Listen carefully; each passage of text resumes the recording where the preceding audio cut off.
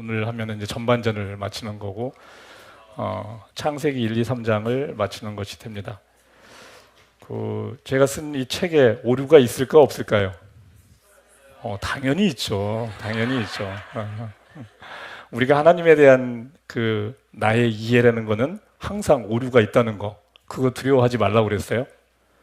그거는 하나님이 우리를 이미 알고 있기 때문에 전혀 두려워할 필요가 없어요. 오류가 없는 정보는 없어요. 오류가 없는 정보는 없어요. 가장 확실하게 틀린 것 중에 하나, 나는 존재한다, 나는 생각한다, 고로 존재한다. 이거 누가 얘기했어요? 데카르트. 근데 제가 파스칼을 좋아하다 보니까 무슨 생각을 했는지 파스칼이라고 딱 쓴 거야. 그러니까 자기가 좋아하는 사람이 좋아하는 말을 할 것 같은 생각을 한다는 얘기예요. 그죠? 그래서 그게 우리의 기본적인 습성이라는 거죠. 우리는 내가 생각한 대로 들리고 내가 생각한 대로 보는 거예요.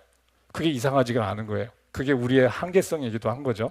그러니까 그런 거에 대해서 너무 당황하고 해서 뭐 변명할 필요 없어요. 그냥 오류다 딱 하면 돼요. 그럼 깔끔한데 뭐 그런 뜻이 아니었다 뭐 이렇게 하면은 아주 말이 꼬이고 나중에 오히려 신뢰 관계가 더 깨집니다. 그래서 깔끔하게 여튼 넘어가라는 거, 오류에 대해서. 자, 오늘 4강 사는 게 왜 힘들까라는 주제를 가지고 이야기하게 됩니다. 사는 게 왜 힘들까? 물론 사는 게 힘들지 않은 사람들도 제법은 있어요. 뭐 저도 겉보기에 별로 힘든 게 없을 것 같은 사람이잖아요. 그죠? 뭐가 힘들까? 별로 힘들 것 같지 않은 힘들 것 같지 않은데 또 힘든 게 있고요. 진짜 힘든 게 별로 없는 사람도 있을 것 같지만 이렇게 이야기 나눠보면 다 있어요. 근데 그걸 이야기하지 않을 뿐인 거죠. 지난 시간에 했던 거 좀 간단히 복습을 해보도록 합시다. 하나님에 대해서 그냥 이게 우리 모델링이라고 그래. 모델링. 이 하나님을 이제 어떤 이미지를 갖고 있잖아요. 형상. 그걸 이제 모델링이라고 그래요. 이걸 모델링이라는데 그 연구적 측면에서 모델링이라고 해요. 모델링을 잘해야지만이 이제 좋은 논문도 쓰고 이제 그러는데 하나님은 이제 함수로 모델링을 해볼 수도 있고 우리가 말하는 이제 인공지능 시스템과 같은 걸로 이제 모델링을 해볼 수가 있어요. 그 인공지능 시스템은 이제 입력 데이터, 환경이 있고 입력 데이터가 있고 그거에 따라서 인공지능 시스템이 이제 반응을 하는 거죠. 인공지능 시스템으로 이렇게 하는 이유는 이 시스템 자체가 너무 복잡해요. 그렇기 때문에 이렇다 저렇다라고 얘기하기 어려워. 그래가지고 그것을 수백만 개의 파라미터로 만들어요. 수백만 개의 파라미터라는 건 엄청난 거예요. 수백만 개의 파라미터라는 거는 그걸 다 알아야지 그 인공지능 시스템을 아는 거예요. 근데 그것을 알아가는 과정, 그게 이제 러닝이라고 그래. 이제 배워가는 과정이야. 인공지능 시스템은 데이터를 통해서 계속 배워가요. 그래서 자기의 시스템을 계속 업데이트해가요. 자, 그 함수로 그걸 얘기해보면 어떻게 되느냐. y equal fx는 ax 플러스 b. 가장 쉬운 함수잖아요. 거기에 지금 파라미터가 몇 개가 있어요? A와 B 두 개가 있어. 그 1차 함수를 아는데 필요한 데이터는 몇 개가 있으면 알 수 있을까요? 두 개가 있으면은 A, B 값을 구할 수 있어요. 그럼 그 다음부터는 어떤 인풋이 들어와도 확실하게 아웃풋을 얘기해 줄 수가 있어요. 그죠? 그런데 A, B 중에 A밖에 몰라. 그러면 이게 기울기는 아는데 이게 어느 축을 지나는지 모르는 거예요, 또. 그게 B 값인지 모르는 거죠. 그냥 대충 방향성은 있는데 정확하지가 않은 거예요. 하나밖에 모르는 거니까. 그래서 그럼 2차 함수는 파라미터가 A, B, C 세 개가 있어요. 그죠? 그러면 이거 데이터가 몇 개 정도 있어야 돼요? 세 개가 있으면은 A, B, C를 구할 수가 있어요. 방정식 세 개를 풀어서 그래서 A, B, C 값을 구하는 거예요. 그러니까 지금 다 2차원 얘기예요. 그다음 엔터 한번 쳐주실래요? 자, 그런데 실제 이제 우리가 하는 거는 저 ABC 파라미터가 무한대개가 있어요. 그 2차원이야 아직. 그렇게 해도 2차원이에요. ABC 파라미터를 늘려봤자 X라는 게 하나고 Y라는 게 하나이면은 그 2차원에서 우리가 다 그릴 수가 있어요.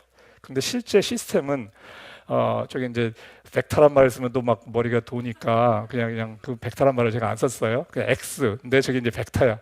그냥 여러 개로 들어오는 거야. 인풋이 이제 하나가 아니에요. X1부터 XM 뭐 이렇게 쓰고 Y도 또 한 개가 아니에요. Y도 아웃풋이 여러 개가 있어요. 그렇게 된다는 거죠.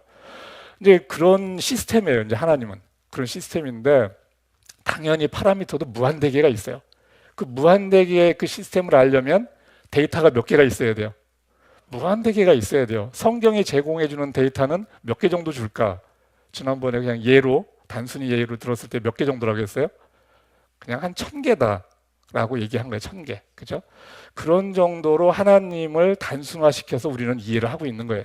그거 가지고 이미지네이션하고, 여러분이 하나님 안에서 잘 살아가면 성경에 나오는 에피소드 수준은 아니지만 한 100개 정도의 데이터를 더한다면 제가 볼 때는 아주 좋은 거예요. 그죠? 그런데 대부분은 한 개 데이터도 추가하지 못하고 그냥 마칠 수 있겠죠. 그러면 나의 하나님은 없는 거예요. 나의 하나님은 없어요. 나의 하나님이 되려면 내 데이터가 있어야 돼. 그래서 내가 알아낸 하나님에 대한 파라미터, 물론 거기에 또 오류가 있어요. 문제는 있지만 그것까지 하면 너무 복잡하니까 일단은 그냥 정확한 정보를 그냥 얻었다 생각을 하고, 근데 왜냐하면 하나님이 준 데이터라고 생각했는데 실제 사탄이 줬는지 내 욕망이 만들어내는 데이터인지 이게 또 헷갈리거든요. 그래서 오류가 있기 때문에 저 인공지능 시스템이 그래서 더 복잡해지는 거예요. 그냥 함부로 손댈 건 아니에요, 여러분들이. 그냥 함부로 손댈 건 아니에요. 그냥 아주 복잡한 거다라고만 이해하면 돼요. 그리고 파라미터 개수가 무한대에 가깝다. 그런데 지금은 현재 나와 있는 건 수백만 개 정도의 파라미터를 가지고 시스템을 돌리고 있어요. 자, 다음 페이지. 자, 이것도 바둑에 대한 얘기를 했어요. 바둑의 가지수는 전체 지금 저 바둑판이 있는데 저기 놓을 수 있는 곳이 361개라고 했어요. 맨 처음에. 그죠? 그 다음에 하나 놓고 나면 그 다음에 놓을 수 있는 가지수가 몇 개예요? 360. 그 다음에는 359 이렇게 쭉쭉쭉 가요. 자, 이게 가지수야. 그 361 팩토리얼. 100 팩토리얼도 아무리 고성능 컴퓨터로 해도 100 팩토리얼을 할 수가 없어요. 숫자가 너무 커서 이 저장할 수도 없어요. 자, 361 팩토리얼이면은 0이 몇 개가 있을까? 100 팩토리얼이면은 0이 한 10,000개 있어요. 저 361 팩토리얼은 0이 30,000개 이상이 붙어 있는 거예요, 뒤로 0이. 근데 우리가 실제 핸들링 할 수 있는 거는 뭐 10에 20승 뭐 이런 정도만 넘어가도 이제 컴퓨터가 그냥 버벅거리기 시작하거든요. 뭐 그렇다는 얘기야. 자,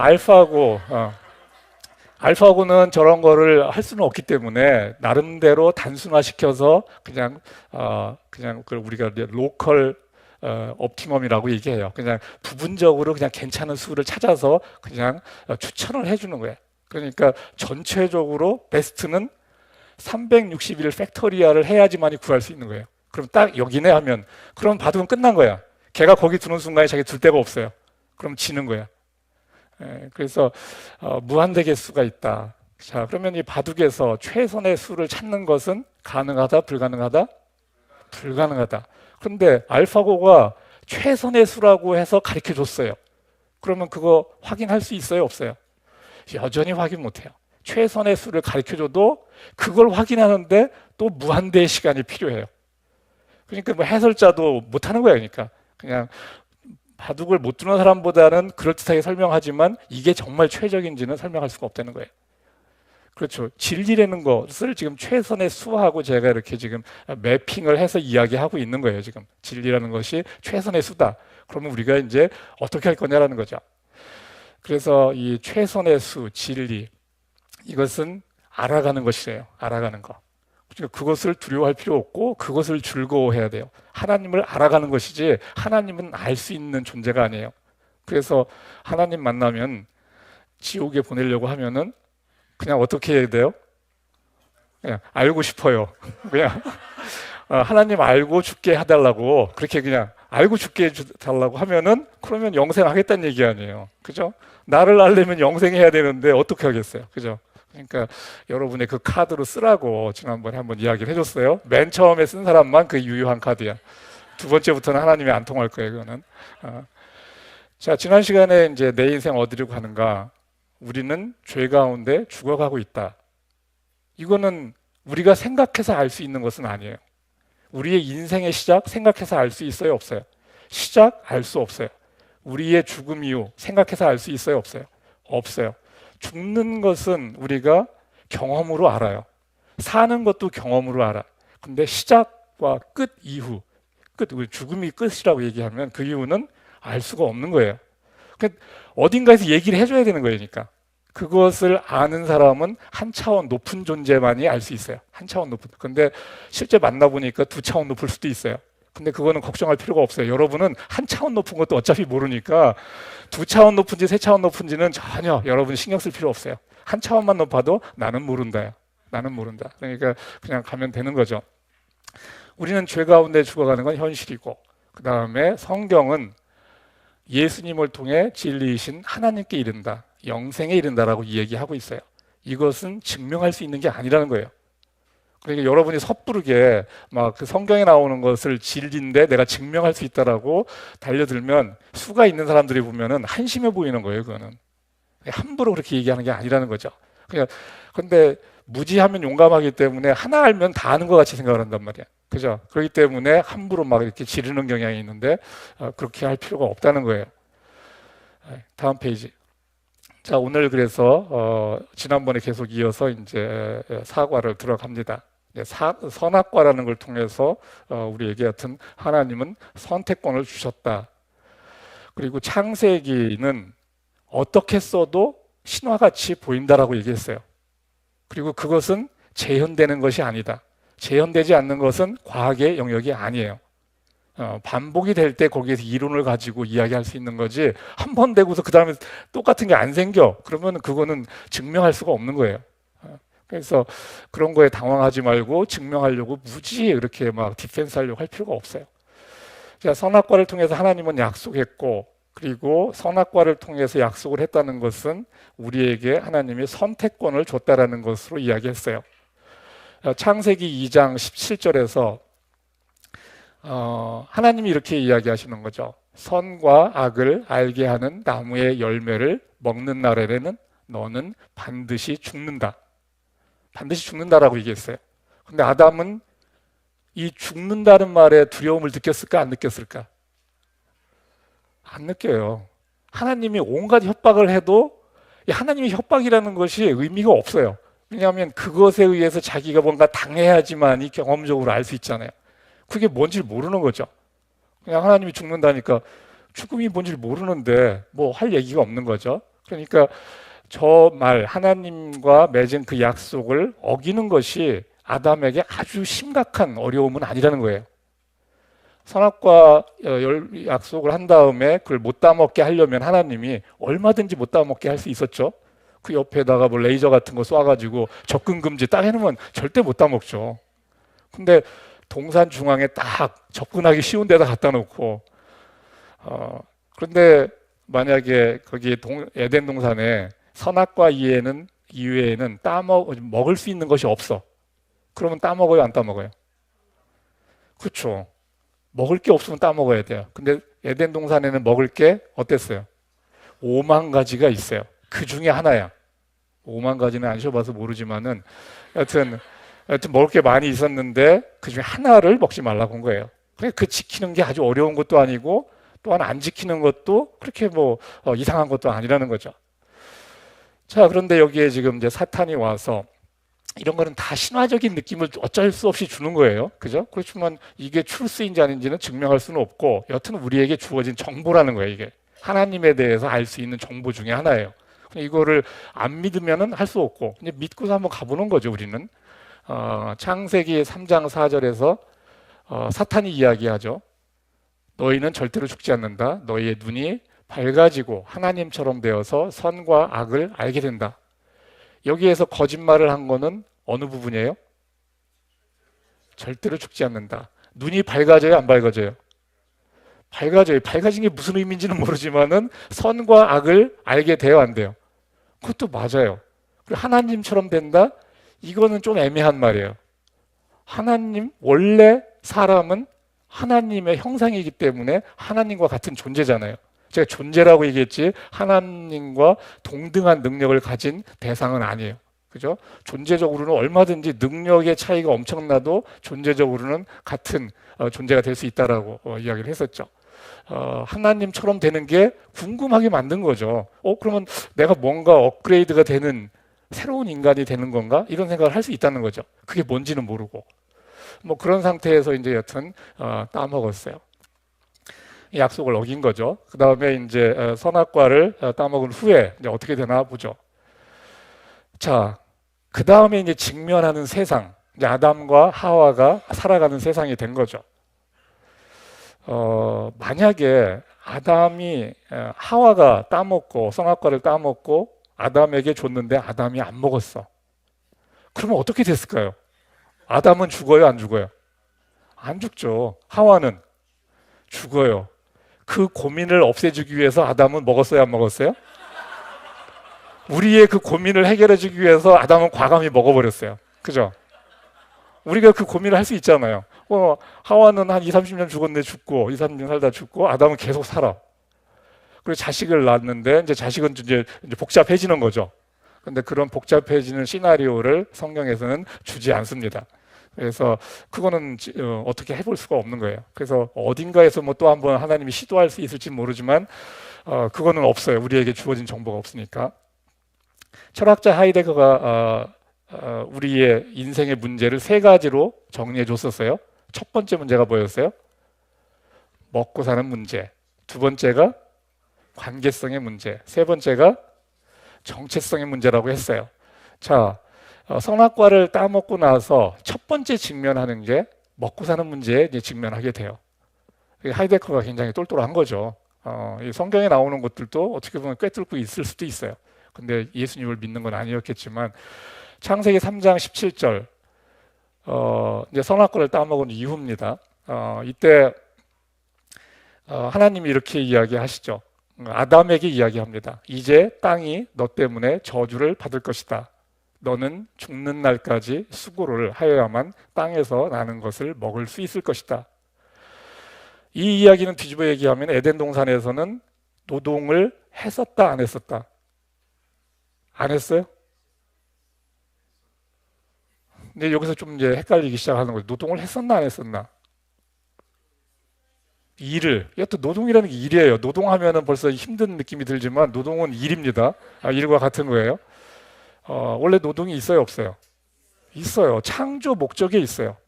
하나님과 커뮤니케이션하고 일하는 거가 창조 목적의 두 가지였어요. 그죠? 일하는 거가 우리의 존재의 목적이에요. 자, 에덴 동산에서 죄가 들어오기 전에는 일하는 것이 재밌었던 거예요. 소꿉놀이 같은 재미가 있는 거죠. 그리고 지금도 뭐 은퇴한 다음에도 자기가 재미로 일을 하잖아요. 그때 뭐 농사 짓는 사람 꽤 많습니다. 뭐 이렇게 화초 재배하고 뭐 텃밭 가꾸고. 이제 먹고 살 만한 사람이 하면 재밌지만 먹고 살기 어려운 사람이 하면 고달프죠. 그죠? 먹고 살 만한 사람이 하면 취미 생활이지만 먹고 살기 어려운 사람이 하면 이거는 생존의 문제가 돼요. 그죠? 근데 여하튼 에덴 동산에서는 환경이 좋았기 때문에 그 노동 자체가 즐거운 것이었다는 거예요. 여기에는 지금 수고를 해야지만이 그리고 땀을 이제 흘려야지만이 먹고 살 수 있다라고 이야기합니다. 첫 번째 문제가 이제 된 거죠. 살기 힘든 세상이 된 첫 번째가 되는 거예요. 그다음, 자, 사람이 죄를 지었는데 다른 피조물들은 왜 죽는가? 선악과를 먹으면 죽는다라고 얘기했어요. 자, 사람에게 얘기했어요. 그런데 동물들 죽어요, 안 죽어요? 죽어요, 동물들도. 동물들이 죄를 지었나요? 안 지었어요. 그럼 다른 피조물들은 왜 죽는 거죠? 억울하잖아요. 죄는 사람이 졌는데 죽기는 자기는 덩달아 죽어야 돼. 그죠? 뭐 순장조 뭐 이런 거 있잖아요. 순장 뭐 예전에 순장 뭐 왕이 죽으면 다 그냥 밑에 신하들 같이 집어 넣는 거죠. 그죠? 그게 순장조라고 그러는데 굉장히 새로운 용어인가 보네요. 자, 사람이 하나님이 세상을 만든 다음에 맨 마지막에 사람을 만들어요. 이 세상에 대한 지배권을 사람에게 준 겁니다. 자, 지배권을 사람에게 줬는데 사람은 죽게 됐는데 얘네들은 안 죽어. 그거는 이상한 거죠. 그러니까 주인이 죽는데 그냥 멀쩡하게 개나 뭐 고양이나 이런 애들이 영생을 하고 있다라고 생각을 해보세요. 영생을 하는 거죠. 그거는 하나님의 그림에 없는 거예요. 일단 사람이 최고인데 사람보다는 더 낮은 피조물들에게는 당연히 그것이 함께 그냥 가버리는 거죠. 다른 피조물들은 죄가 없지만 사람, 최고의 존재인 사람이 죽게 되니까 덩달아서 죽는 존재가 됐습니다. 억울해도 할 수 없어요, 그거는. 억울해서 할 수 없어요. 하나님의 형상은 사람만 갖고 있는 것으로 성경은 이야기하기 때문에 그렇습니다. 자, 그 다음에 두 번째, 선악과를 따먹은 후에 이제 관계성에 문제가 생깁니다. 이건 하이데거가 이야기한 두 번째 이야기였어요. 관계성의 문제. 먹고 사는 문제는 해결하는 사람이 좀 있다. 관계성의 문제는 푼 사람이 거의 없다. 이것도 쉽지 않다는 거예요. 왜냐하면 어떤 원칙을 가지고 관계성을 해결하려고 보면은 어떤 때는 풀리는데 또 어떤 때는 안 풀려요. 그러니까 제너럴라이즈 하기가 쉽지 않다는 거예요. 모든 경우에 다 케이스 바이 케이스. 그렇기 때문에 쉽지 않다는 거죠. 창세기 3장 16절에서 하나님이 이제 하와에게 이야기합니다. 한번 같이 읽어보겠습니다. 너는 고통을 겪으며 자식을 낳을 것이다. 내가 남편을 지배하려고 해도 남편이 너를 다스릴 것이다. 자, 그러면은 여자가 자녀를 원래 낳았어요? 안 낳았어요? 원래 낳았어요. 그런데 자녀를 낳을 때 고통스러웠나? 아니면 전혀 고통스럽지 않았나? 전혀 고통스럽지 않았던 거죠. 사실 동물들도 보면은 뭐 열 몇 마리도 그냥 줄줄이 낳잖아요. 별로 그렇게 막 힘들어하는 느낌도 안 들어요. 그냥 쑥쑥쑥 낳잖아요. 그죠? 그러니까 사람도 그 고통이 없을 수가 있는 거예요. 그러니까. 그죠? 자녀는 어차피 날 수밖에 없어요. 생육하고 번성하라고 했기 때문에 그거는 우리의 존재의 목적이거든요. 그렇기 때문에 자녀를 낳게 돼 있었고 단지 고통이 없었던 거죠. 그 다음에 내가 남편을 지배하려고 하는데 안 된 남편이 너를 다스릴 것이다. 이게 오늘날은 꼭 맞는 얘기는 아닌 것 같아요. 그죠? 남편이 너를 다스릴 것이다 했는데 이게 오늘날 제대로 동작이 되는지 그게 좀 의문스러워요, 사실은. 여러분들은 그냥 몰라도 괜찮아요. 이거는 현실적인 문제가 있어요. 현실적으로 저게 다 적용이 될까 했을 때 지금 남편을 잘 다스리는 분들도 있거든요. 다스리는 분도 있어요. 그러니까 제너럴라이즈는 안 되지만 뭐 여튼 그런 경우들이 존재한다는 거니까. 그죠? 그래서 그런 걸 봤을 때 이 성경하고 좀 이상하다라는 느낌은 가져도 괜찮지만 그렇지만 그걸 또 너무 맹신하지는 마시라는 거. 예. 여하튼 깨진 관계성으로 어렵게 됐다는 거. 첫 번째는 힘든 노동을 하게 됐다는 거. 이 두 가지가 우리가 겪게 되는 현실 세계 속에서의 힘든 모습이 되는 거죠. 예, 다음 넘기고요. 창세기 3장 22절에 이제 하나님이 이제 이거에 대해서 뭔가 또 힌트를 주세요. 그리고 이제 뱀에게도 또 이야기를 해요. 선악과 이후에 지금 이제 아담에게도 이야기하고 하와에게도 이야기하고 이제 뱀에게 이야기하고 그리고 또 뭔가 또 하나님이 이제 조치를 취하는 장면이 나옵니다. 이제 창세기 3장에서 이제 참 이게 창세기 1, 2, 3장에 엄청난 정보가 있는 거예요. 그러니까 정보의 개수는 많지 않은데 우리의 많은 것들을 이해할 수 있는 힌트가 거기에 있다는 거죠. 그러니까 모든 데이터가 다 동일한 그 비중을 갖는 건 아니에요. 그렇죠? 그러니까 뭐 그렇지만 다 하여튼 의미는 있겠죠. 이제 뱀에게 이야기하는 거죠. 이제 사탄을 상징하는 겁니다. 그리고 이제 너의 자손, 이제 뱀의 후손, 뭐 사탄의 자손, 뭐 이렇게 이야기할 수 있어요.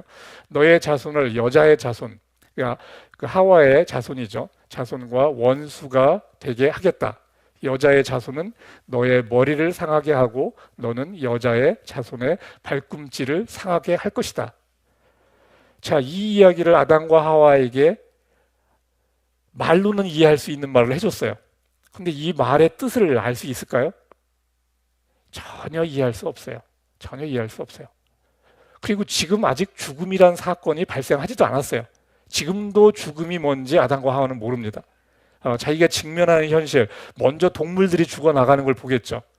그래가지고 썩어서 흙이 되는 걸 보고 하면서 우리에게도 죽음이라는 것이 저렇게 다가오겠구나라는 걸 이제 조금씩 경험적으로 이제 알게 되겠죠. 근데 지금은 전혀 알지 못하지만 하나님은 얘기해 주세요. 이야기해 주는 이유는 그 사건이 나중에 발생했을 때 그것을 깨달을 수 있게. 왜냐하면 사건이 발생하고 나서 그때 얘기해 주면 그 말의 비중이 달라져요. 예수님이 미리 예언적으로 뭔가를 얘기해 주는 것들이 많이 있어요. 보면은 그것은 그 사건이 벌어졌을 때 예수님의 존재에 대해서 더 확실하게 알게 해주는 정보가 되는데 그 사건이 그냥 일어나 버리면 그 데이터로부터 얻을 수 있는 게 없어요. 그래서 하나님이 예수님이 이런 식으로 정보를 우리에게 하여튼 주는 거죠. 자, 여기에서 여자의 자손, 결국은 이게 다윗으로 내려오고 다윗의 후손이 되고 다윗의 후손이 사탄의 머리를 상하게 하고 결국은 사탄에게 엄청난 일격을 가한다는 이야기예요. 그 사탄에게 이제 승리를 한다는 것을 마지막 어떤 싸움에서 십자가에서 저것을 이제 보여주는 건데 승리한다는 것을 이제 상징하고 있어요. 너는 여자의 자손의 발꿈치를 상하게 할 것이다. 여자의 발꿈치. 이제 결국은 여자의 자손, 여기서는 예수님이 되는 거고 그 발꿈치를 십자가에서 못으로 못 박았잖아요. 그래서 상하게 한 거죠.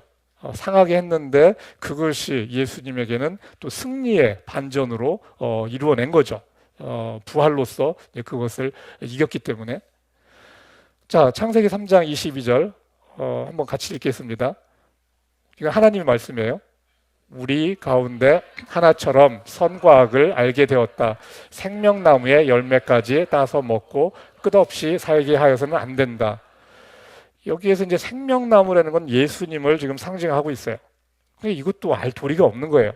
자, 그전에는 그러면 선악과를 따먹기 전에는 생명나무의 열매를 따먹었나요? 못 따먹었나요?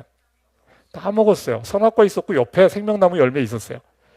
생명나무 열매는 뭐 그냥 매일매일 먹을 수 있었어요. 여기에 아마 그 아담이 뭐 몇백 살까지 살았던 이유가 있지 않을까 하는 생각을 좀 해요.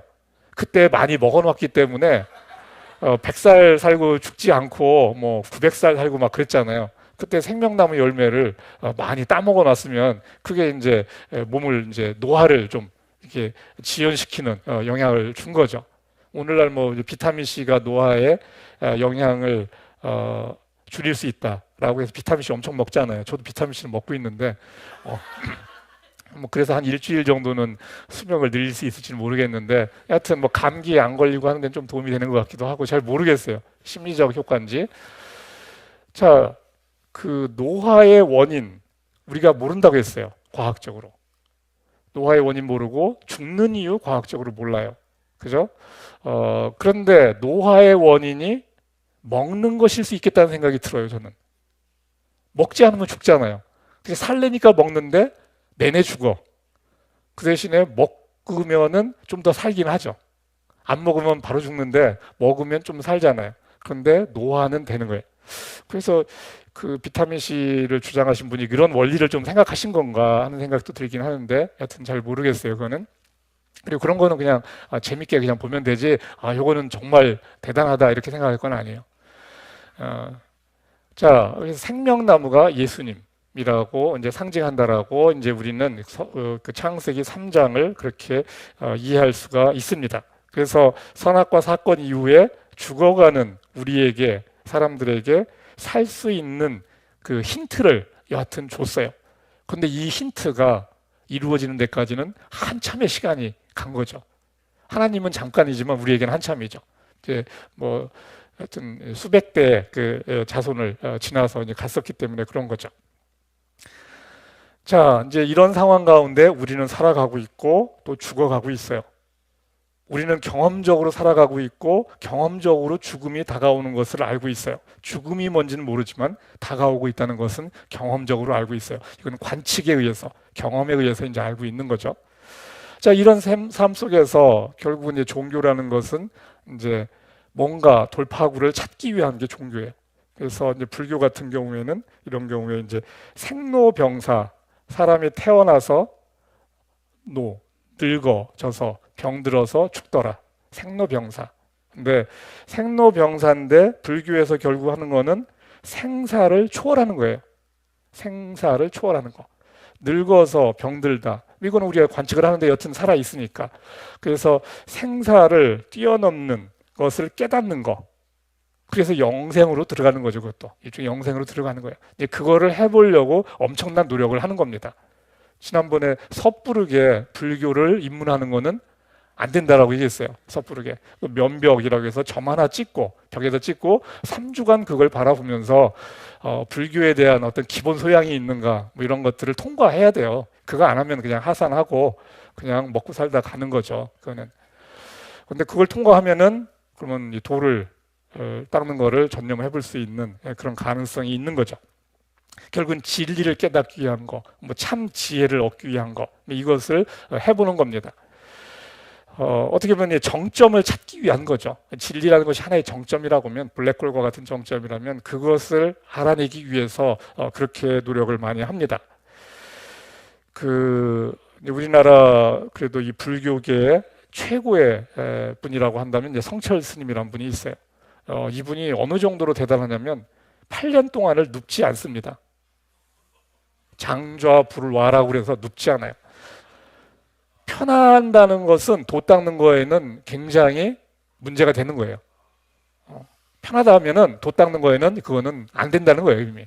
그러니까 8년을 눕질 않아. 야, 대단한 거죠. 16년간을 뭐 또 선식, 생식만을 해요. 또 16년 생식. 사람을 또 몇 년을 안 만나고 이런 거를 하시는 분이에요. 그러니까 도가 깊겠어요, 안 깊겠어요?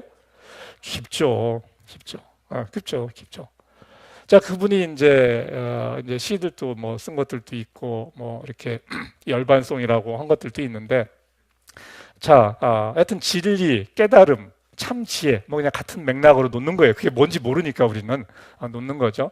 열반송이라는 걸 보면은 이제 본인이 이제 어떻게 열반에 뭐 입적하기 위해서 뭐 이런 걸 하기 위해서 여튼 써보는 노래 같은 거죠. 일평생 남녀 무리를 속여 미치게 했으니 그 죄업이 하늘에 미쳐 수미산보다 더 크다.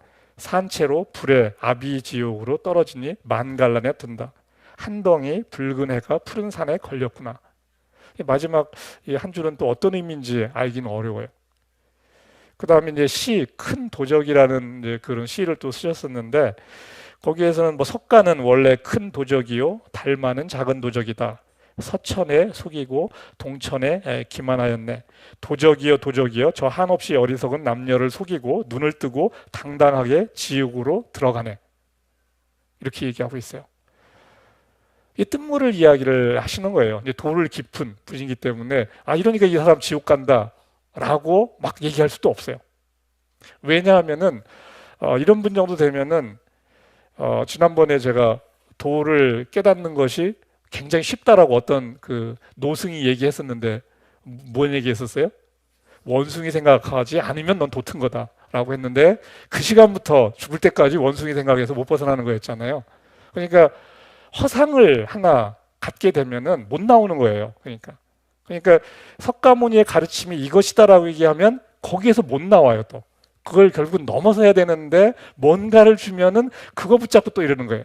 그러니까 뭐 교회에서는 또 뭐 십자가 붙잡고 막 이렇게 하고, 뭐 나무 붙잡고 이렇게 하고, 뭐 이런 거, 뭔가 거기에서 신령한 것이 한번 생겼다라고 하면 그걸 가지고 또 신령시 하는 거죠.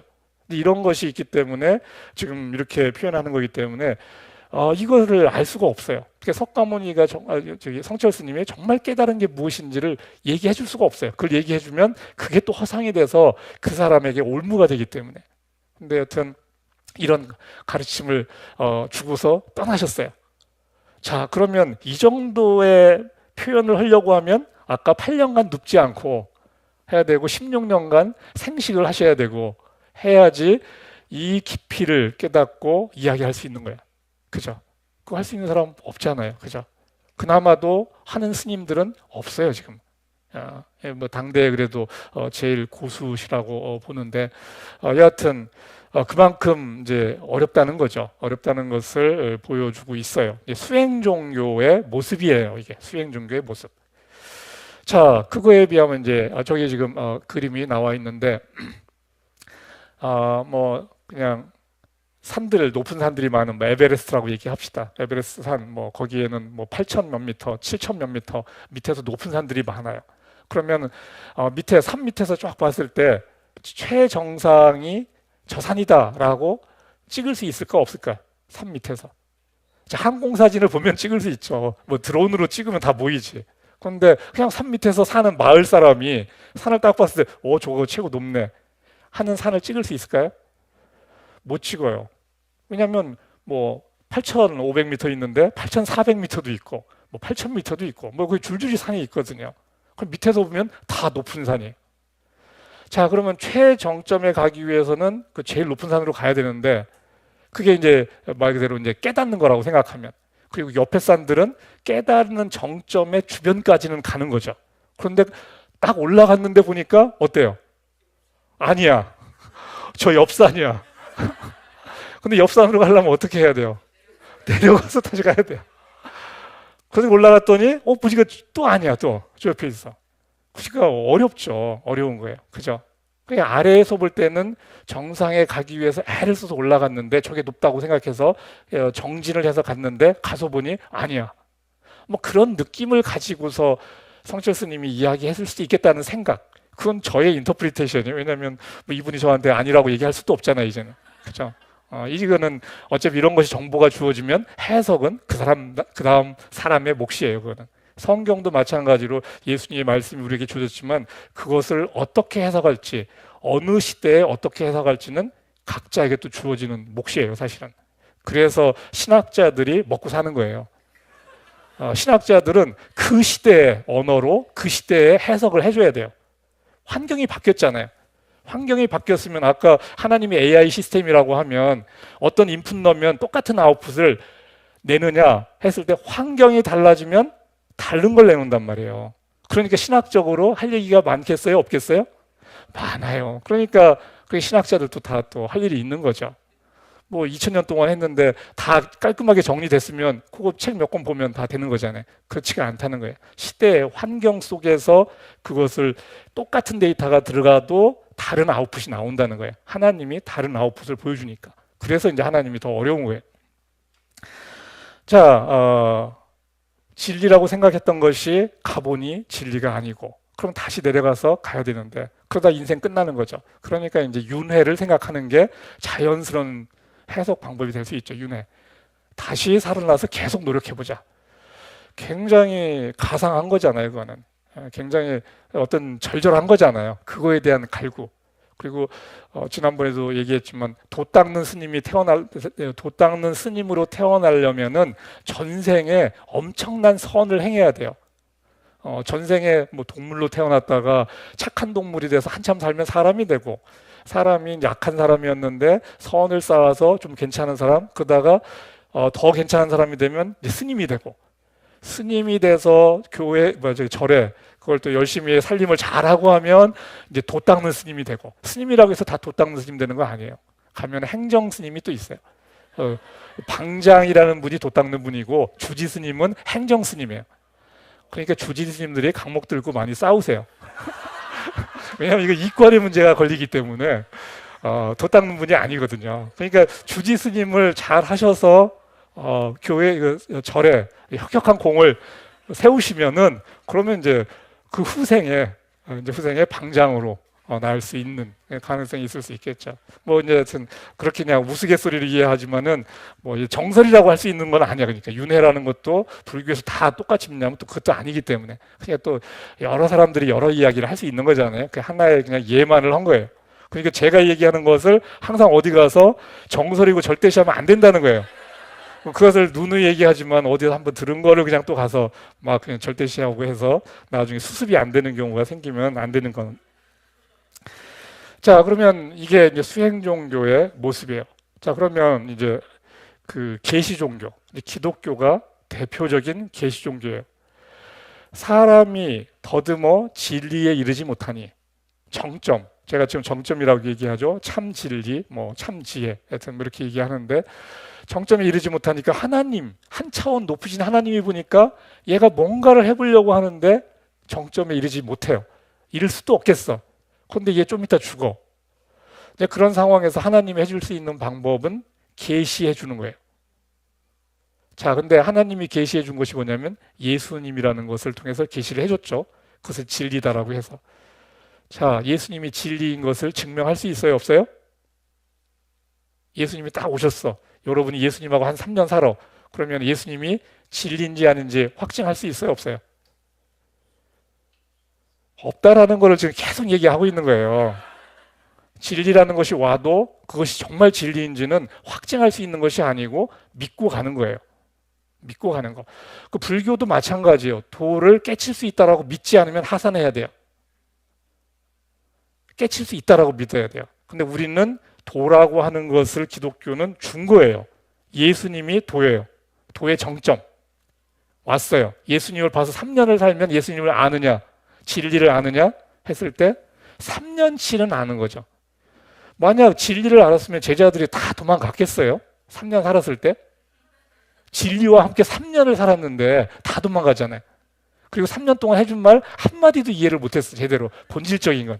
그저 예수님 왕 삼아서 자기 한 자리 해보는 거 생각하면서 제자들이 따라다녔거든요. 자, 여튼 하나님이 선택한 방법은 그래서 이제 계시 종교를 택하신 거고 우리를 불쌍히 여기신 거고 어떻게 보면 그게 하나님의 사랑의 표현 방법이에요. 얘네들이 안 되니까 하나님이 답을 주시는 거예요. 답을 주는 거죠. 자, 그래서 요한복음 14장 6절 같이 읽겠습니다.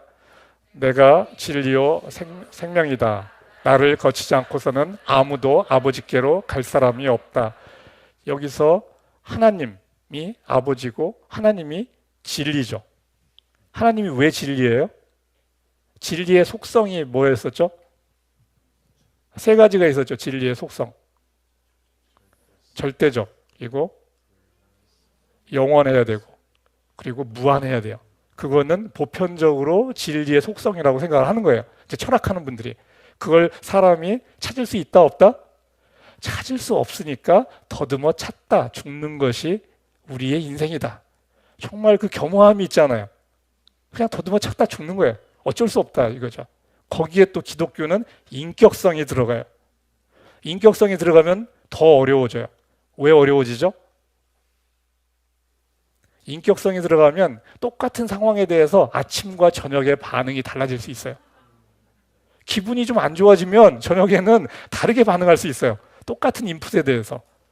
인격성이 들어가면 변덕스러운 존재가 될 수도 있잖아요. 인격성이라는 거는 마음을 바꿀 수가 있는 거예요. 자기가 원칙이라고 생각한 것도 원칙도 얼마든지 바꿀 수 있잖아요. 그죠? 인격성이 들어가면 그만큼 더 이제 혼란스러운 거죠. 근데 기독교는 그것을 받아들이는 겁니다.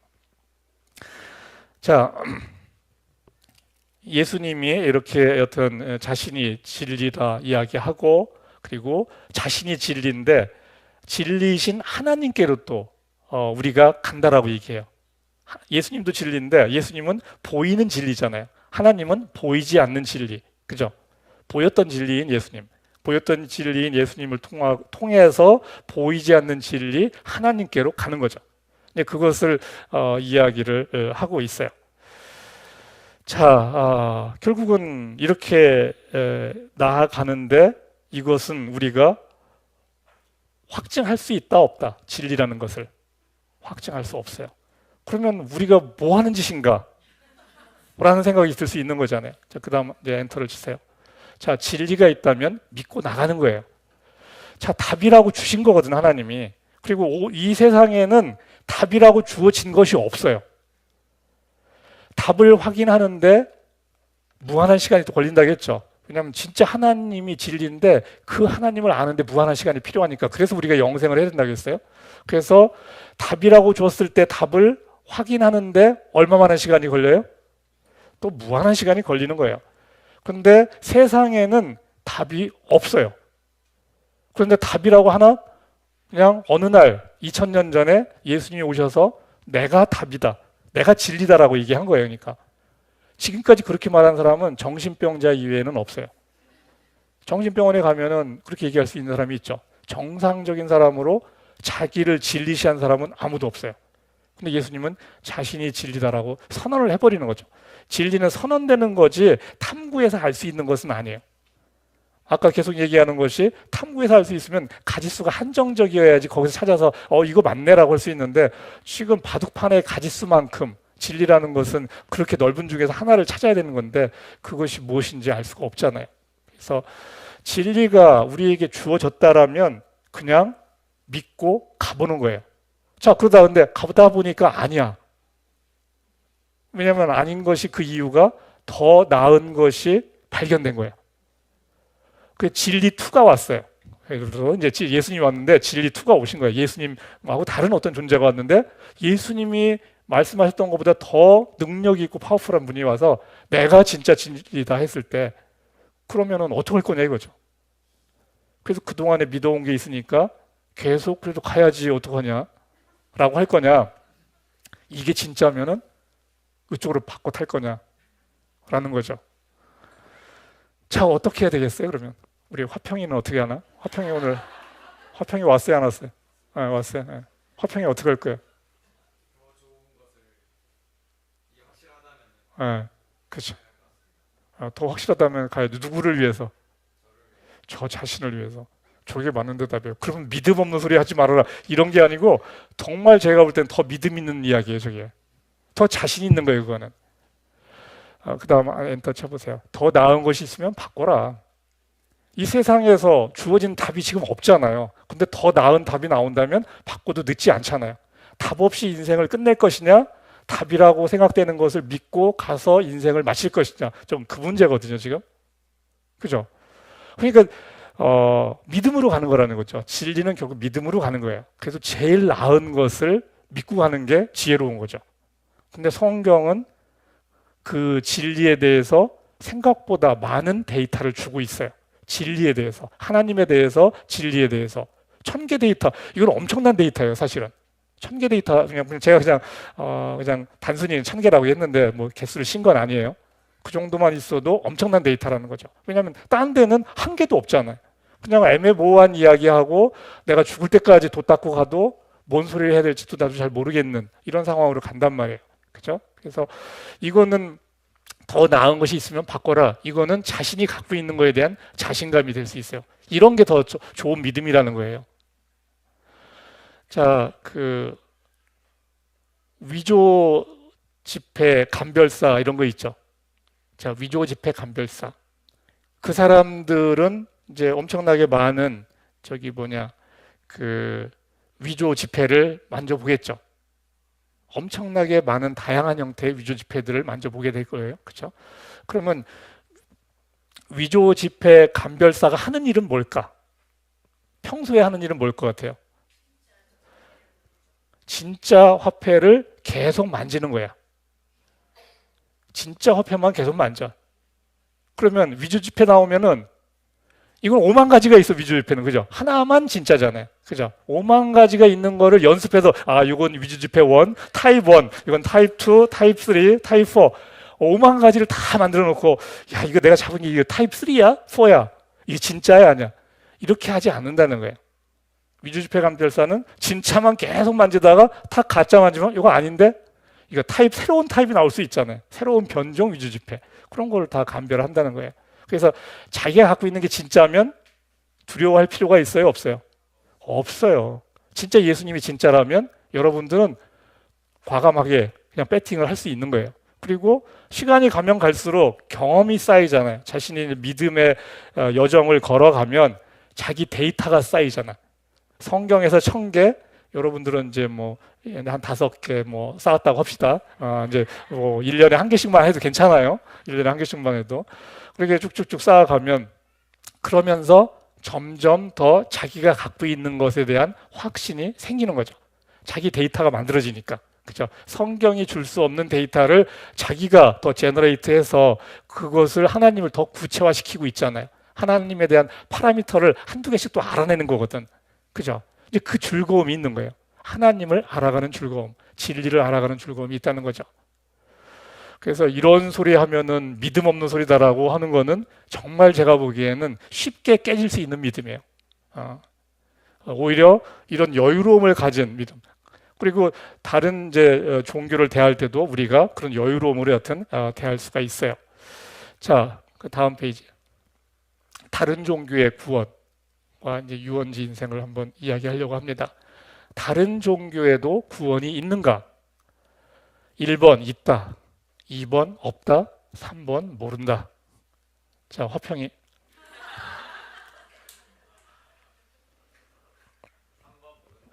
3번 모른다. 다른 종교에 구원이 있는가 없는가? 어, 어.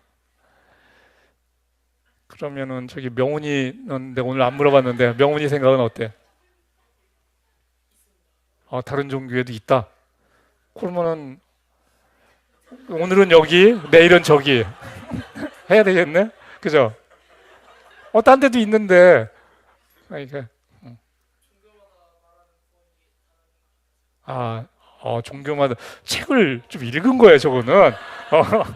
책은 읽은 거예요. 그러니까 지금 저 답을 듣고서 이렇게 하면 안 돼요. 이제 책을 안 읽은 거야, 이거는. 그죠? 책을 읽은 사람은 저런 답변을 할 수 있는 거예요, 지금. 지금 명훈이가 뭐 스스로 막 생각해서 막 알아낸 거 아니어도 저 정도 답을 할 수 있는 거예요. 그죠? 저 답을 이렇게 얘기하는 건 놀랍잖아요. 그죠? 학습의 효과. 학습의 효과예요, 학습의 효과.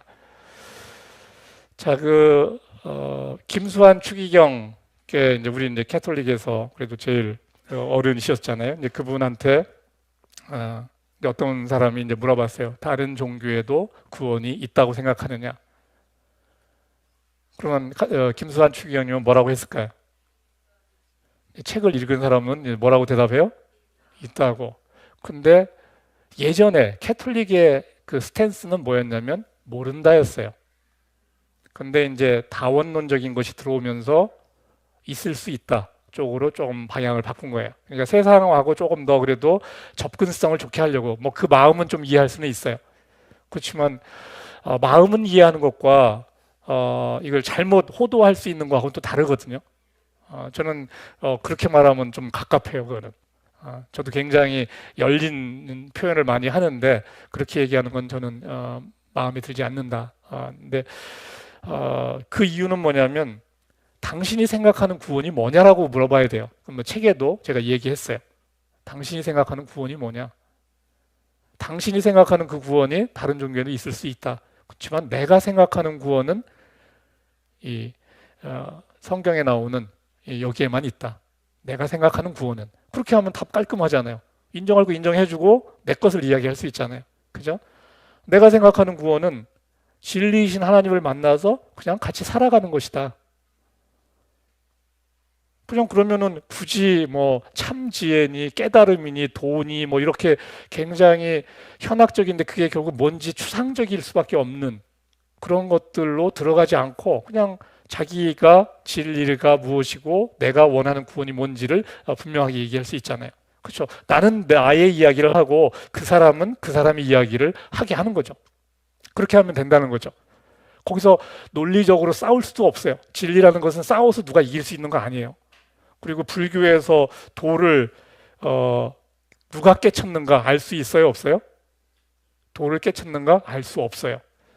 도를 깨친 사람이 도를 깨치는가를 알려면은 내가 도를 깨쳐야 돼요. 그래야지만이 얘도 나하고 같이 있네요. 그죠? 깨친 진리의 정점이 뭔지 아는 사람, 그 사람의 그 생각과 사색의 세계를 깨치지 못한 사람은 알 수가 없기 때문에 아무리 그 사람이 뭔 얘기해도 그걸 깨칠 수가 없어요. 그렇다는 거죠. 그러니까 결국 스스로 그걸 깨우치지 못하면 안 된다는 거예요. 근데 이제 기독교는 좀 허접스러워 보이는 게 있어요. 왜 허접스러워 보이냐? 우리가 더듬어 못 찾으니까 답을 줬다는 거거든요. 답을 정말 자기가 막 찾고자 하는 욕망이 가득한 사람들한테는 좀 김새는 것일 수 있잖아요. 그죠? 내가 열심히 하면 찾을 수 있을 것 같은데 왜 답을 주냐? 라고 생각할 수 있는데 진리라는 게 아까 이야기했지만 무한대의 세계 속에서 있는 거기 때문에 결국 못 찾거든요. 그러니까 답을 줬을 때 땡큐라고 해야죠. 그리고 그냥 한번 살아가 보고 또 나온 게 있으면 그때 바꿔가고 그런 여유로움을 갖고 살면은 훨씬 더 진리를 알아가는 즐거움을 가질 수가 있어요. 다른 종교를 존중해 줘야 돼요. 그리고 우리가 해줘야 될 수 있는 태도는 뭐냐? 다른 종교를 왜 존중해 줘야 되냐면은 이런 생각, 어떤 진리니 깨우침이 이런 것조차 생각하는 사람이 세상에는 거의 없어요.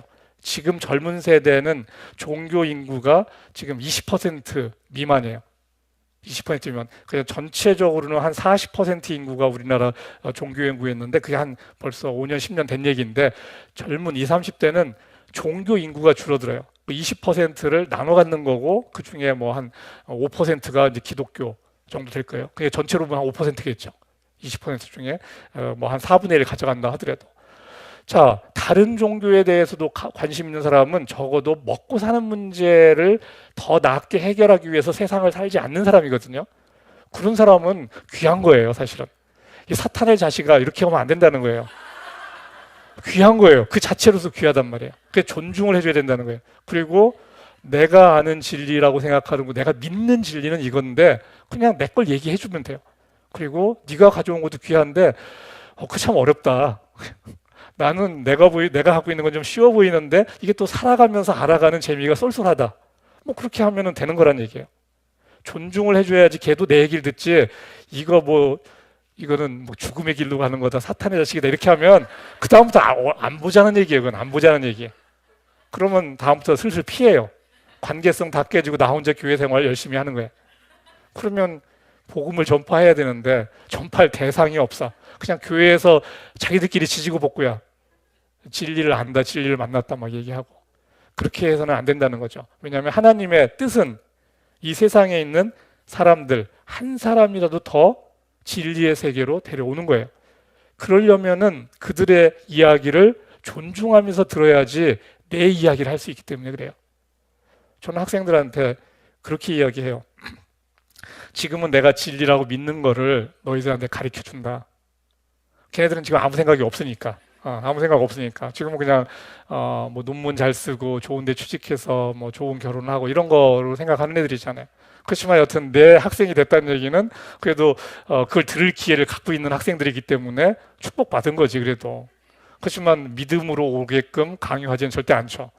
그렇게 해서는 척은 할 수 있죠. 그러면 이 졸업하려면은 그런 모양을 내야 된다고 하면 모양 내겠죠. 근데 그거는 결국은 진리의 길로 가는 걸 막는 거거든. 그러니까 여하튼 내가 갖고 있는 거를 잘 포장을 해서 걔가 선택할 수 있는 메뉴판에만 올려놓는 게 제가 목표하는 거예요. 그래서 살다가 이제 와이프하고 싸우고 힘들고 그러면은 이제 그 회사의 승진도 잘 안 되고 뭐 성공을 향해서 갔는데 이게 뭔가 싶기도 하고 뭐 이런 생각이 들 때 내가 제대로 살고 있는가 이런 질문을 할 때 나하고 배웠던 것들 그 생각 성공한 인생이 뭔지에 대한 이야기 이런 얘기를 기억하고 메뉴판을 뒤적거린다면 그러면 저로서는 정말 감사한 거죠. 그리고 그렇게 하다 보면 일부의 학생은 또 이제 반응을 하기도 하고요. 그렇게 하는 거죠.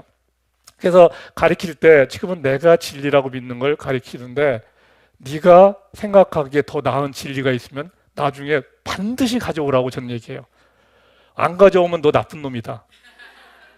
더 나은 걸 발견했는데 안 가져온다. 그러면 진짜 나쁜 놈이죠. 그거는. 좋은 거 자기만 갖겠다는 거잖아요. 진리가 자기 것이면 자기가 좋아하는 사람한테는 그 진리를 전해줘야 돼요. 그러니까 예수님이 진리라는 것을 전하지 않는다는 얘기는 아직 내 것이 아닌 거예요. 그거는. 그게 시켜서 하는 것이면 안 돼요. 시켜서 하는 거면은 맛이 없어요. 내 것이어야지 내가 맛본 것이 뭐 이렇게 아주 대단한 것이 아닐 수도 있어요. 왜냐하면 아직 젊고 어리기 때문에 경험이라는 것이 너무 빈약할 수 있잖아요. 상관없어요. 어차피 내가 만나는 애들은 다 그 수준이기 때문에 그 수준이기 때문에 그 정도 얘기해도 이거 좀 다른 얘기인데라고 한단 말이에요. 걔한테는 내가 가서 얘기하면 너무 거창해요. 그런 학생들한테는 그죠? 근데 적어도 여튼 나는 주로 이제 대학원생들을 가르치기 때문에 나하고 이제 얘기할 수 있는 수준이 돼 있잖아요. 어느 정도 여러 가지로. 그래서 이제 그렇게 얘기를 할 수 있는 거죠. 여하튼 반드시 더 나은 것이 있으면 가져와라. 그렇게 말을 하면은 오히려 저는 제가 한 말이 더 낫게 들린다고 저는 생각하는 쪽이에요.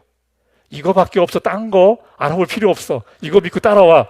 그러면 아닌 것 같은데라고 속이 드는데 속생각으로는 드는데 그 말은 할 수는 없잖아요, 저한테.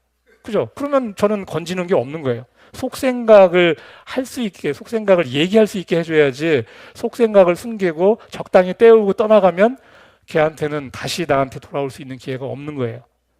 그렇기 때문에 떠나더라도 정말 잘 대접해서 좋게 포장해줘서 떠나게 해줘야 돼요. 그래서 나중에 생각할 수 있게.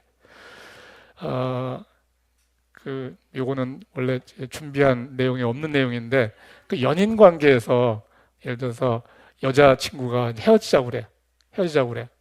그 사이가 좋았었는데 헤어지자고 할 때 헤어질 때 그때 이제 어떻게 헤어지느냐가 중요한 거예요. 좋았을 때가 분명히 있었을 거 아니에요. 잘 해줘서 보낼 거냐? 대판 싸우고 이제 뭐 다시 안 볼 원수같이 해서 보낼 거냐? 했을 때 어떻게 할 거예요?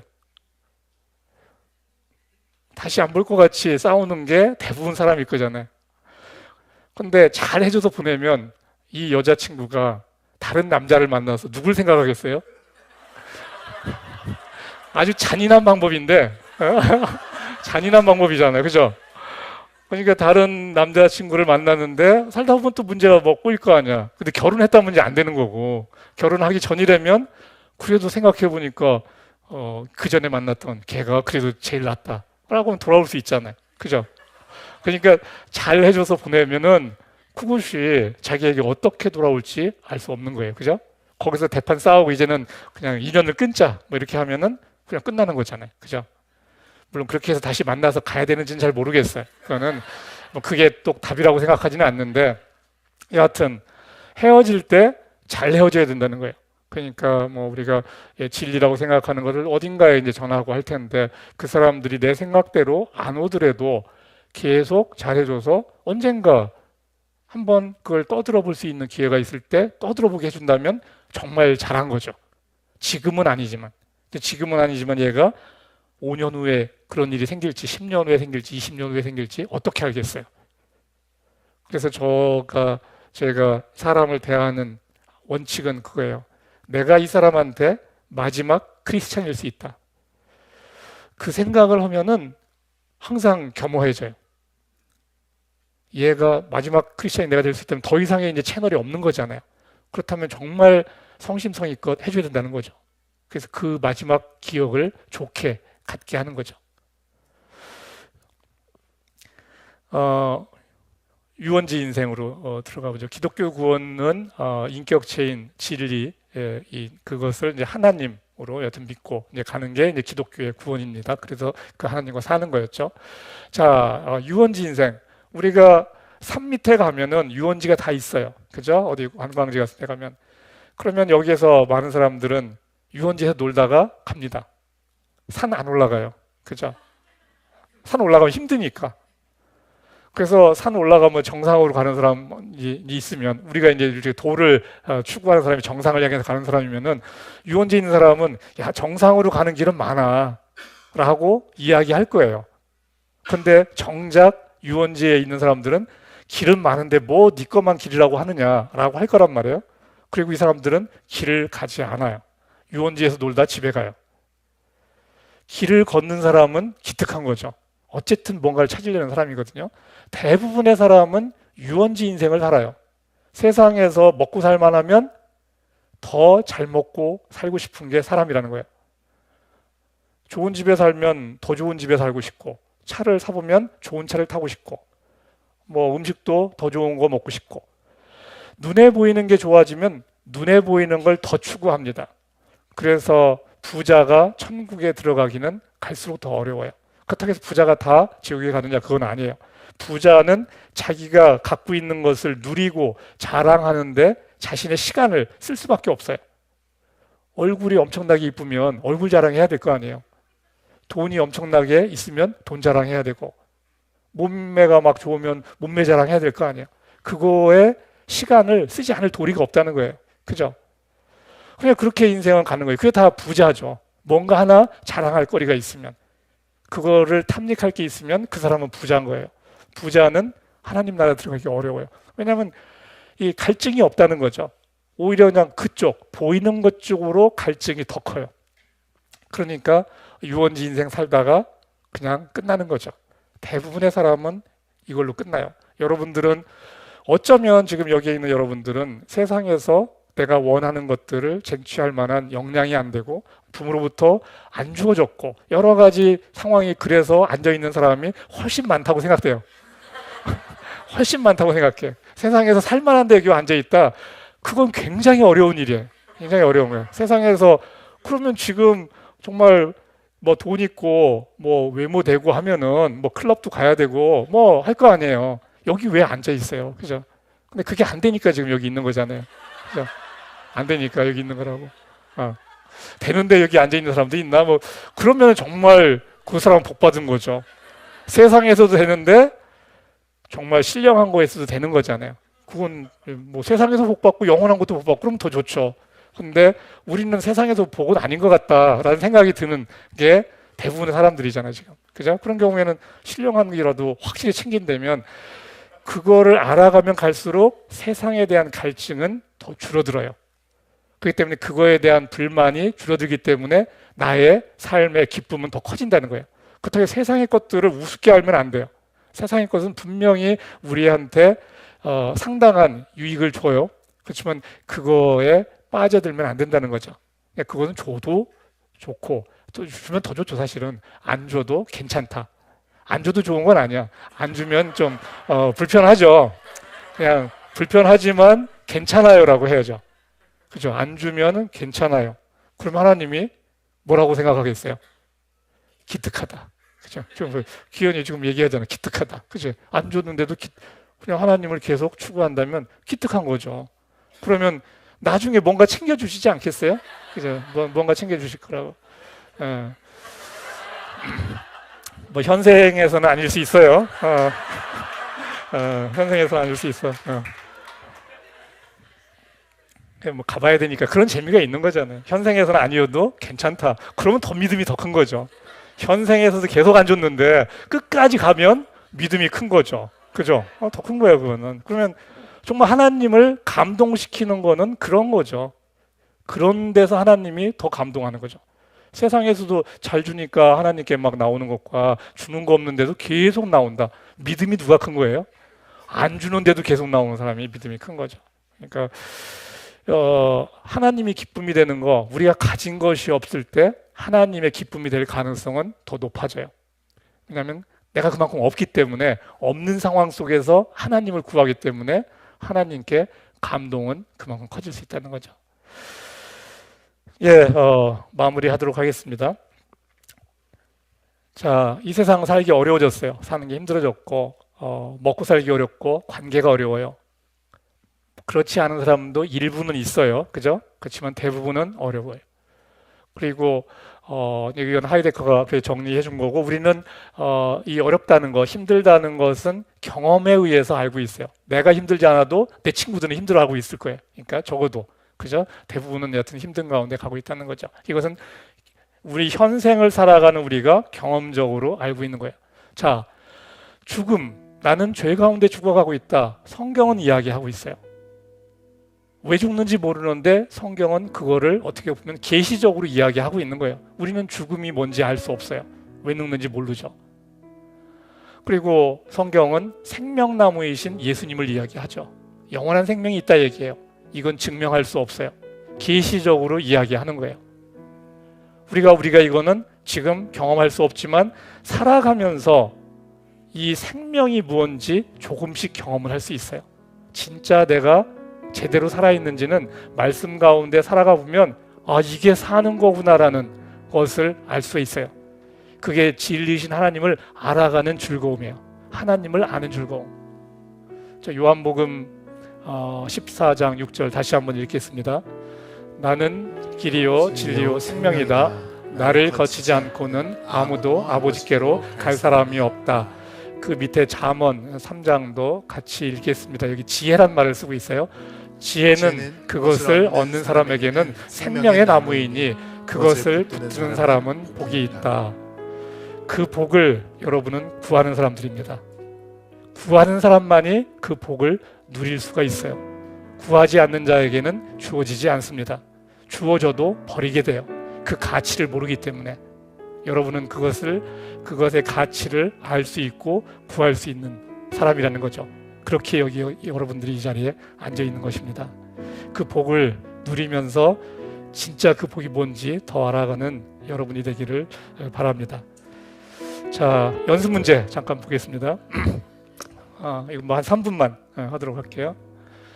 자, 불교에서는 일이 잘못되었을 때 내 탓 이로소이다 라고 말하라고 가르칩니다.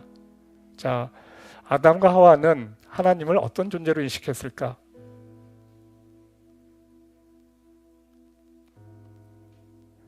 대단한 존재로 인식했을까요? 아니면 그냥 평범하게 인식했을까? 하나님이 대단한 존재라고 인식했을 것 같아요? 대단한 분이 얘기하는데 선악과 먹을 수 있을까요?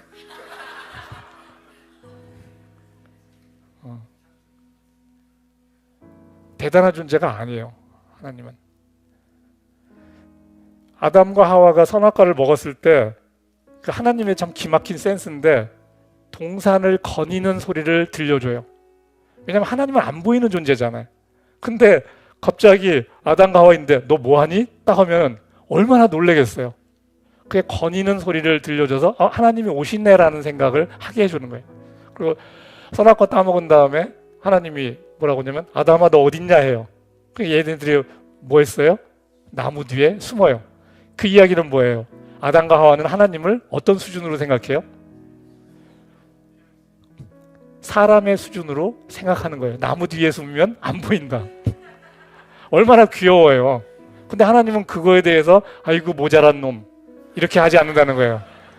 난 다 보는데 이렇게 얘기 안 하신다는 거예요. 나오기를 기다리잖아요. 아담아 어디 있느냐 다 알면서 불러내잖아요. 그냥 그 아담과 하와의 수준에 맞춰서 하나님이 자신을 드러내고 그리고 이야기를 하는 거죠. 아담은 자기가 볼 수 있는 건 사람밖에 없고 하와밖에 없고 하나님은 음성만 좀 들려요. 그냥 그 상황 속에서 이매지네이션 해봤자 사람의 수준에서의 이매지네이션밖에 할 수 없어요. 그거에 맞춰서 하나님이 이렇게 하신다는 거죠. 예수님도 마찬가지로 그래서 이 땅에 오신 거예요. 하나님 너무 안 보이는데 보이는 하나님으로 오신 거죠. 자, 두 번째 문제. 인간미가 있다. 인간답다. 이 인간미는 어디에서 오는가? 우리 화평이 인간미는 어디에서 오는 거예요? 부족한 모습. 그건 굉장히 현학적인 표현이네. 굉장히 저 부족한 모습에서 온다. 굉장히 저거는 그냥 쉽게 할 수 있는 말은 아니에요. 어디서 책에서 읽은 얘기 했다면은 베낀 거고, 근데 자기 스스로 그게 와닿았다면 상당히 생각을 한 거예요. 그죠? 부족함이 있는 사람한테 우리는 좀 다가가고 싶고, 인간미라는 거는 더불어 살아가고 싶은 마음이 있는 사람한테 인간미가 있다고 그래요. 우리가 하나님의 형상으로 지어져 있고 우리는 원래 홀로 있는 존재가 아니에요. 그래서 같이 있고 싶은 사람이 되는 거, 그게 인간미거든요. 여러분은 인간미를 가져야 돼요. 이게 너무 인본주의적이라고 생각이 들 수 있는데 그렇지 않아요. 진짜 신본주의는 진짜 인간성을 회복하는 거예요. 왜냐하면 내 안에 하나님의 형상이 드러나게끔 나를 이렇게 죽이는 거잖아요. 그게 가장 인간다운 모습은 하나님의 형상이거든요. 그것을 회복하는 것이 우리의 이 땅에서의 점진적인 삶의 모습이고 그것은 하루아침에 되는 것은 아니에요. 그래서 인간미가 있다. 그리고 인간미는 원래 우리의 창조된 모습 속에 있는 것이고 함께 살아가라고 하나님이 그걸 주신 거고 하나님이 창조한 목적도 함께 하자는 거였잖아요. 그래서 그렇습니다. 하여튼 인간미가 있는 함께 있고 싶은 사람이 되는 여러분이 되기를 축복합니다. 기도하겠습니다.